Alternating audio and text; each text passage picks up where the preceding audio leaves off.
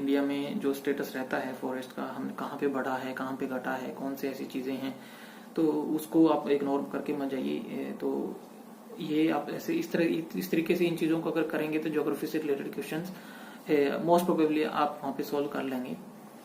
Third thing is polity. Polity के लिए मुझे लगता है कि Laxmikanth for prelims, Laxmikanth is comprehensive, आप उसको बार बार रिवाइज करिए, आप उसको बार बार तैयार करिए, तो पॉलिटी से रिलेटेड क्वेश्चंस आप वहाँ पे इजिली सॉल्व कर पाएंगे अगर आपने अच्छे से लक्ष्मीकांत को पढ़ा है और आपकी कंसेप्चुअल क्लैरिटी है। तो I think you will be able to solve the polity questions very easily there. The thing for polity is revise more and more. तो बहुत सारी चीजें ऐसी हैं जब आप पॉलिटी के चैप्टर्स पढ़ते हैं आपको लगता है कि you have completely done the complete chapter in very good manner, but जैसे ही पार्लियामेंट से रिलेटेड कोई ऐसे क्वेश्चंस आते हैं तो आपको पार्लियामेंट से रिलेटेड क्वेश्चंस आते हैं, लेकिन आप पार्लियामेंट से रिलेटेड वो चीजें नहीं आप कर पाते हैं जो कि बहुत इंपॉर्टेंट रहती हैं, या कुछ ऐसी फैक्चुअल चीजें वहां पे पूछ ली जाती हैं जो आपने ध्यान नहीं दिया होता है, तो आपको उसी टाइम पे पता चलता है कि ये तो मैंने देखा ही नहीं। तो ऐसा रहता है पॉलिटी में। तो प्रीलिम्स के लिए आप फैक्चुअल चीजों के ऊपर ध्यान दीजिए, फैक्चुअल चीजों को थोड़ा ज्यादा फोकस करिए। और फोर्थ जो चीज जो हमारा सब्जेक्ट रहता है वो है इकोनॉमिक्स का। तो इकोनॉमिक्स में फ्रेंड्स जो मैं आपको अपना एक्सपीरियंस से बताना चाहता हूँ वो ये है that economics questions will be more conceptual based, so they are not going to ask any specific factual thing from economics. They will ask some conceptual clarity, whether you have any clarity about the concepts of economics. Like they will ask you that RBI has decreased the repo rate in recent times, so what it will achieve. So इससे हमारी money supply बढ़ जाएगी, इससे हमारी economic growth बढ़ जाएगी, या फिर इससे बैंक्स के पास बहुत ज्यादा पैसा हो जाएगा, तो क्या इससे होने के चांसेस रहेंगे। तो इस तरह के रिलेटेड इस तरह से जो क्वेश्चंस इकोनॉमिक्स से जनरली रहते हैं। तो इकोनॉमिक्स की भी मैं यही बोलूंगा आपको कि जो हमारे बेसिक्स रहते हैं इकोनॉमिक्स के, कि किसी कोई भी जो हमारा एक मूव रहता है बाय गवर्नमेंट और बाय आरबीआई, तो वो what is the main objective, what they want to achieve with that policy. तो उस पे आप थोड़ा सा फोकस करिए कि ये क्या अचीव करना चाहती है सरकार, इसका क्या ऑब्जेक्टिव है। अगर वैसे करेंगे तो इकोनॉमिक्स के क्वेश्चन भी आप इजिली वहां पे अटेम्प्ट कर पाएंगे। Fifth thing is environment. Environment के लिए हमारे पास जो रिसोर्स रहता है वो जनरली शंकर आईएएस की बुक आती है एनवायरमेंट की, और इसके अलावा हमारे पास कोई कॉम्प्रिहेंसिव मटेरियल नहीं रहता है एनवायरमेंट के लिए। But most of the questions from environment will be from current affairs, जो रिसेंटली करंट में न्यूज रही है वहीं से क्वेश्चंस आते हैं।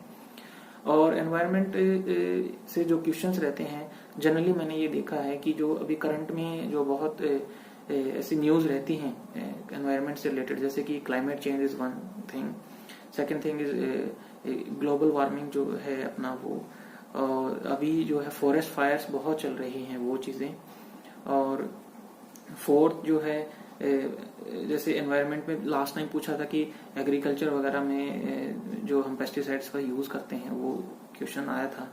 तो सॉलिड वेस्ट मैनेजमेंट कैसे, और जैसे रिवर्स में जो पोल्यूशन वगैरह हम लोग अभी चल रहा है, तो माइनिंग से रिलेटेड, तो ये सारी चीजें एनवायरनमेंट में आती हैं। तो रिसेंटली जो करंट में न्यूज में रहता है उसी से क्वेश्चन पूछने के ज्यादा चांसेस रहते हैं। तो आप बेसिक एनवायरनमेंट के सिलेबस के साथ साथ इन चीजों को भी ध्यान में रखकर एनवायरनमेंट की तैयारी करिए। उसके बाद जो है फ्रेंड्स वो है science and tech. For science and tech material जो हमारा रहता है जनरली हम जो रेफर करते हैं वो एनसीईआरटीज होती हैं अप टू 10th क्लास। लेकिन साइंस एंड टेक से जो रिलेटेड क्वेश्चन पूछे जाते हैं वो अभी पिछले कुछ सालों से यूपीएससी ने नहीं पूछा है कि आप वो डायरेक्ट आपको 10th क्लास के एनसीईआरटी से कुछ ऐसा मिल जाए, बट यू नेवर नो। आप प्रिपेयर करके जाइए तो 10th क्लास तक की एनसीईआरटीज आप देख सकते हैं, वो इजी रहती हैं, आप इजीली उसको अंडरस्टैंड भी कर पाएंगे। और करंट अफेयर से रिलेटेड ही क्वेश्चन आएंगे अगर साइंस एंड टेक से रिलेटेड क्वेश्चन आते हैं। मोस्टली यही रहता है कि करंट बेस्ड ही क्वेश्चन रहते हैं। तो जो साइंस एंड टेक से रिलेटेड चीजें अभी पिछले 1 से 1.5 साल से न्यूज में रही हैं, आप उस पर थोड़ा ज्यादा फोकस करिए।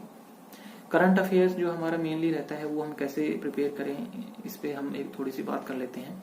तो करंट अफेयर्स को हम कैसे कर सकते हैं फ्रेंड्स, कोई भी मंथली मैगजीन अपने बहुत सारे कोचिंग इंस्टीट्यूट्स प्रोवाइड कर देते हैं। They already compile all the current affairs for the past month, और वो आपको प्रोवाइड कर देते हैं, तो आप वहां से कर सकते हैं। या फिर जो अगर आपने खुद के हैंड रिटन नोट्स बना रखे हैं तो आप उसी को रेफर करिए, क्योंकि जो चीजें आपने बनाई हैं वो आपको ज्यादा टाइम तक आपके माइंड में रहती हैं, आप इजिली उनको रिकलेक्ट कर पाते हैं एग्जाम में, और वो रिवीजन भी आप उनका बहुत अच्छे से कर पाएंगे, इजिली आप उन चीजों को रिवाइज कर पाएंगे। तो अगर आपने अपने हैंड रिटन नोट्स हैं तो आप उन्हीं को रेफर करिए, और अगर नहीं करा है तो आप मंथली जो मैगजीन्स आती हैं करंट अफेयर्स की वो भी आप रेफर कर सकते हैं। और अगर अभी तक आपने अगर आपका करंट अफेयर्स छूटा हुआ है तो आई वुड रिकमेंड कि आप अभी कोई भी मंथली मैगजीन वगैरह उठा के ना पढ़िए, क्योंकि it may take around 2 to 3 days और 3 to 4 days for completing one monthly magazine for current affairs thoroughly. तो उसमें you can not spare 3 to 4 days at this point of time. तो रादर आई वुड रिकमेंड कि आप कोई पिछले monthly ऐसा कोई वीडियो देख लीजिए, उसको थोड़ा स्पीड इंक्रीज करके देख लीजिए, तो अब कम टाइम में वो चीजें आपके आंखों के आगे से एक बार निकल जाएंगी, तो may be you will be able to attempt the questions from those current affairs if asked in the paper. तो ये चीजें हैं जो हम जनरली ध्यान देते हैं हमारे प्रीलिम्स की तैयारी में। अब हम बात कर लेते हैं कि कितने क्वेश्चंस हम लोगों को अटेम्प्ट करने चाहिए, क्या सेफ जोन रहती है। तो friends, there is no hard and fast rule in the UPSC examination की कितने क्वेश्चंस आपके लिए सही रहेंगे, पर्सन टू पर्सन डिपेंड करता है।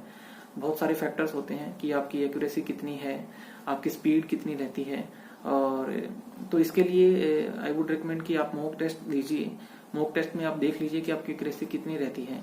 तो अगर आपकी एक्यूरेसी सपोज मान के चलिए कि आपने 10 क्वेश्चन पे गेस करा है, because you will not be able to give the answer of every question with 100% accuracy, आपको कहीं ना कहीं गेस करना पड़ेगा वहां पे। तो आप ये देखिए मॉक टेस्ट में कि आप अगर 10 क्वेश्चन में अगर आप गेस करते हैं तो कितने क्वेश्चंस आपके ठीक रहते हैं। तो दो तीन पेपर 4 पेपर देने के बाद आपको ये आइडिया हो जाएगा कि मेरे इतने क्वेश्चंस आपके आउट ऑफ 10 5 और 6 question 7 questions are right and 3 या 4 या 5 क्वेश्चन आपके गलत होते हैं। तो आपका ये देख लीजिए कि आपका गेस वर्क कैसे काम करता है। तो वहां पे जो अगर आप नेगेटिव में रहते हैं तो आप वहां पे ज्यादा क्वेश्चंस अटेम्प्ट करने की कोशिश ना करें, क्योंकि it may go against you, वहां पे नेगेटिव मार्किंग होती है और आपके